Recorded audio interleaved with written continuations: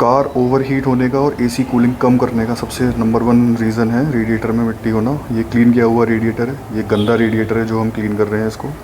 ये क्लीन किया हुआ रेडिएटर है और ये डस्ट निकालते टाइम रेडिएटर है, इतनी डस्ट थी इस रेडिएटर में, इसकी कंडीशन अब ऐसी हो चुकी है।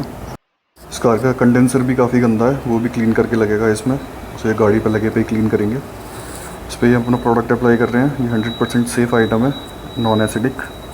इससे सारी डर्ट वगैरह जितनी भी इसमें फंसी हुई होगी सब निकल जाएगी फूलने के बाद। और इसको पूरे रेडिएटर पे अच्छे से अप्लाई करेंगे।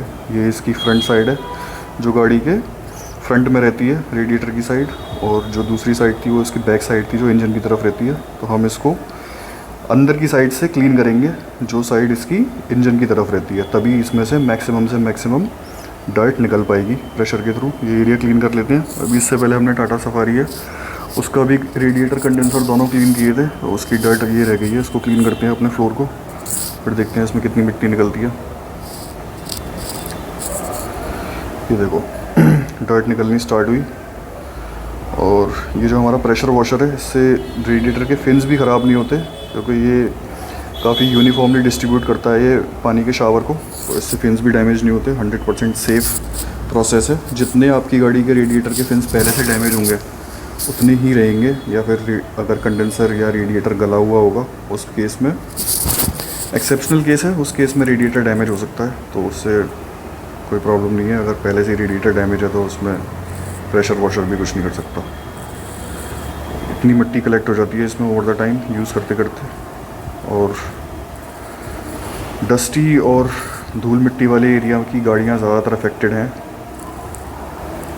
अगर आपके शहर में भी धूल मिट्टी ज़्यादा है तो आपकी गाड़ी का रेडिएटर जो है वो डस्ट कलेक्ट कर चुका है, और उसमें कूलिंग एफिशिएंसी उसकी कम हो चुकी है। वो सिर्फ तभी रिस्टोर होगी जब उसका रेडिएटर कंडेंसर दोनों क्लीन किए जाएंगे ढंग से। इस गाड़ी में ये प्रॉब्लम थी कि ये गाड़ी की मोटर के टर्मिनल्स जो हैं उनको ओवरहीट कर रही थी।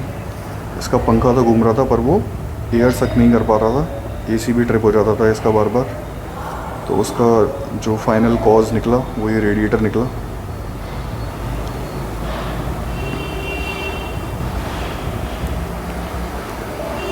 ये इसकी फ्रंट साइड है जो गाड़ी के फ्रंट की तरफ रहती है। इस पर दोबारा से अपना प्रोडक्ट अप्लाई करते हैं हम, और फिर दोबारा से इसको रिंस किया जाएगा प्रेशर वॉशर से, शावर मारा जाएगा इस पर।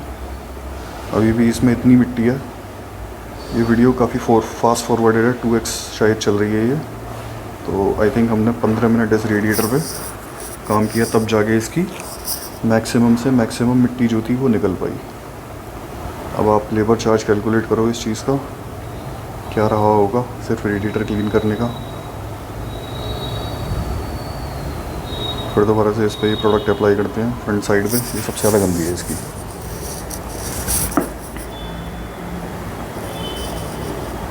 ये नॉन एसिडिक प्रोडक्ट होता है और ये रिएक्ट नहीं करता एल्यूमिनियम से।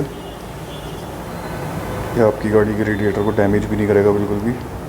फिन्स भी जो हैं सबसे अल्टीमेट तरीके से क्लीन होंगे। फिर दोबारा से क्लीन करते हैं इसको।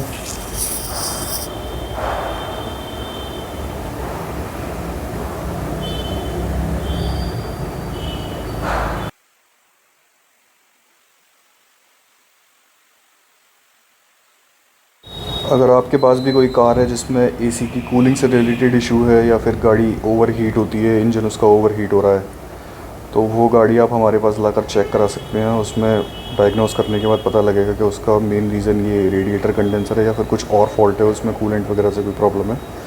ज़्यादातर गाड़ियों में यही फॉल्ट रहता है रेडिएटर कंडेंसर से। यही डर्टी होते हैं, गंदे होते हैं काफ़ी, उसकी वजह से हीट रिजेक्ट नहीं कर पाता इंजन और गाड़ी ओवर हीट होने लगती है और एसी की कूलिंग भी कम होती है। इसको क्लीन करेंगे, गाड़ी की परफॉर्मेंस जो है कूलिंग की वो क्लोज टू न्यू रीस्टोर हो जाएगी। अगर आपके पास भी कोई कार है तो आप हमारे पास दिए हुए नंबर पर कांटेक्ट करके विज़िट कर सकते हो।